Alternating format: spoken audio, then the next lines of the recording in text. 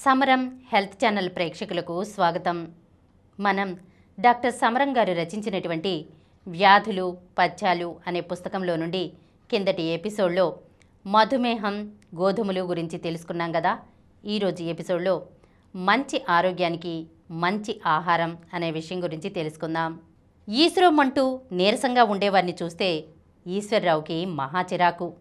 బాగా కష్టించాలి, కడుపు నిండా తినాలి అనేది అతని ధ్యేయం. దానికి తగ్గట్లుగానే అతను ఆహారం తీసుకుంటాడు. రోజు అతను తీసుకునే ఆహారంలో ఆకుకూరలు, కాయగూరలు, పప్పులు, మాంసం, కోడిగుడ్లు, పెరుగు ఉండవలసిందే. బలమైన ఆహారం తినడమే కాదు, దానికి తగ్గట్లు కష్టించి పనిచేసి ఎప్పుడూ హాయిగా ఆనందంగా కనబడుతూ ఉంటాడు. తలనొప్పి అంటే ఏంటో, జ్వరం అంటే ఏంటో అతనికి తెలియవు. వయసు ముదిరి మీద పడుతున్న వృద్ధాప్య ఛాయలు అతని దరిచేరడానికి సాహసించలేకపోయాయి.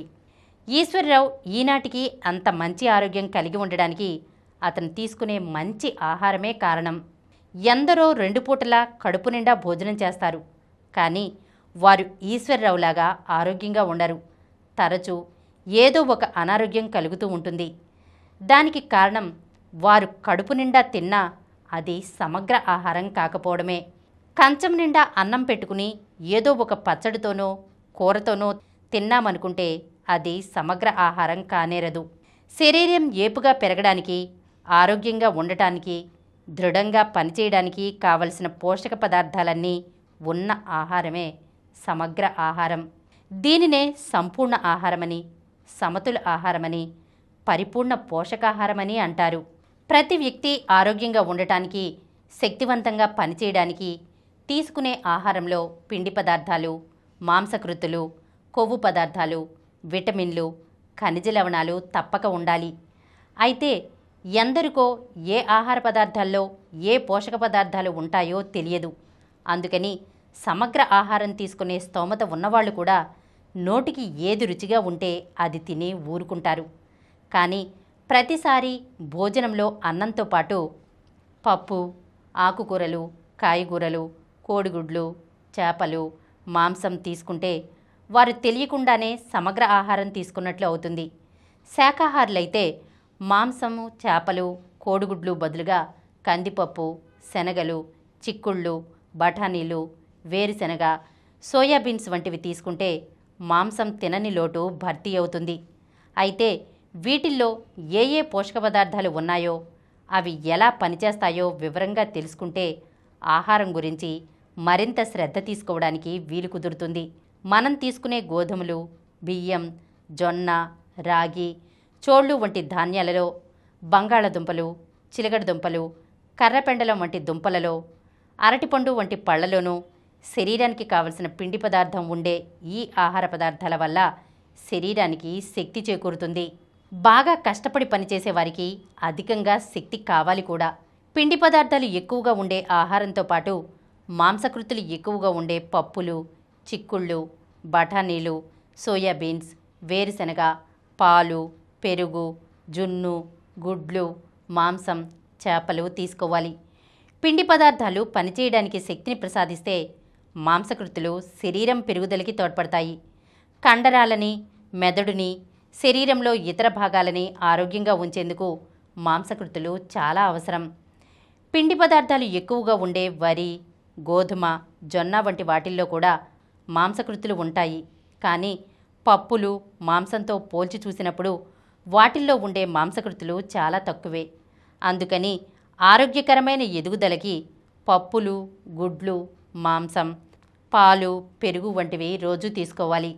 పప్పు, నూనెలు, నెయ్యి, వెన్న, మాంసంలో కొవ్వు పదార్థాలు ఎక్కువగా ఉంటాయి. పిండి పదార్థాల నుండి చక్కెర తయారై శరీరానికి శక్తి ఎలా చేకూరుతుందో అదేవిధంగా మనం తీసుకునే కొవ్వు పదార్థాల ద్వారా కూడా శక్తి వస్తుంది. శరీర శ్రమ చేసేటప్పుడు కొవ్వు పదార్థాలని మన శరీరం చక్కెరగా మార్చి శక్తి కలిగిస్తుంది. అందుకని రోజు ఆహారంలో కొద్ది పాళ్లలో నెయ్యి, నూనె, వనస్పతి, మాంసం, జీడిపప్పు వంటివి తీసుకోవాలి. ప్రతిపూట భోజనంలో ఆకుకూరలు, కాయగూరలు తప్పకుండా తీసుకోవాలి. ఎందుకంటే శరీరానికి ఎంతో అవసరమైన విటమిన్లు, ఖనిజ లవణాలు వీటిల్లోనే ఉంటాయి. విటమిన్లు మన ఆరోగ్యాన్ని రక్షించడమే కాకుండా శరీరం బాగా పనిచేయడానికి తోడ్పడతాయి. ఖనిజ లవణాల వల్ల రక్తం, ఎముకలు, దంతాలు బలంగా ఉంటాయి. ఆకుపచ్చటి ఆకుకూరల్లోనే విటమిన్లు అధిక శాతంలో ఉంటాయి.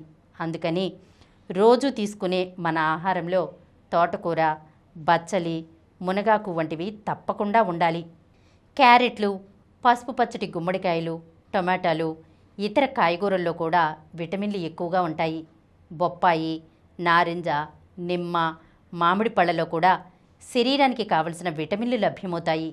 మాంసం, గుడ్లు, కోడి మాంసం, చేప, పాలల్లో కూడా మాంసకృతులతో పాటు విటమిన్లు తగినంత లభ్యమవుతాయి.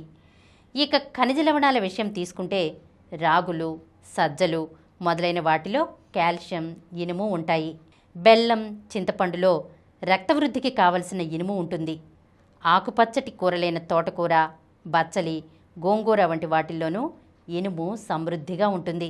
శరీర దృఢత్వానికి కావలసిన ఇతర ఖనిజ లవణాలు కూడా రాగులు, సజ్జలు, పచ్చటి ఆకుకూరల్లోనూ పుష్కలంగా ఉంటాయి. ఈరోజు మనం మంచి ఆరోగ్యానికి మంచి ఆహారం అనే విషయం గురించి తెలుసుకున్నాం కదా. వచ్చే ఎపిసోడ్లో పోషకాహార లోపం, జబ్బు పడటం గురించి తెలుసుకుందాం. ఈ కార్యక్రమం మీకు ఎంతో నచ్చింది కదా. ఇటువంటి మరిన్ని వీడియోల కోసం అనతి కాలంలోనే 20 కోట్లకు పైగా వ్యూస్ సాధించిన సమరం ఛానల్ సమర్పించు సమరం హెల్త్ ఛానల్కు సబ్స్క్రైబ్ చేయండి, లైక్ చేయండి, మీ ఫ్రెండ్స్కి షేర్ చేయండి. అలాగే ప్రక్కనున్న గంట సింబల్ని ప్రెస్ చేయడం మర్చిపోకండి.